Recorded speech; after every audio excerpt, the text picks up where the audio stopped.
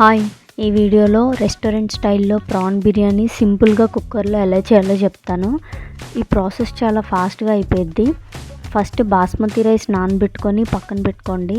ఇప్పుడు ప్రాన్స్ని బాగా కడిగి సాల్ట్, పసుపు, కారం, అల్లం వెల్లుల్లి పేస్ట్, నిమ్మరసం, పెరుగు ఆప్షనల్ వేసి బాగా కలిపి 10 to 20 minutes పక్కన పెట్టుకోవాలి.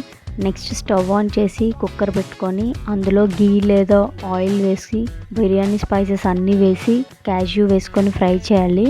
నెక్స్ట్ ఆనియన్స్, పచ్చిమిర్చి వేసి 2 minutes ఫ్రై చేశాక అల్లం వెల్లుల్లి పేస్ట్ పచ్చివాసన పోయే వరకు వేయించి అందులో టొమాటో స్లైసెస్, సాల్ట్, పసుపు వేసి మగ్గించండి.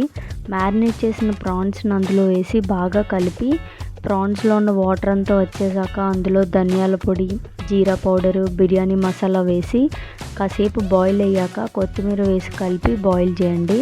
ఆయిల్ సెపరేట్ అయ్యాక సోక్ చేసిన బాస్మతి రైస్ని వేసి 2 to 3 minutes ఫ్రై చేయాలి.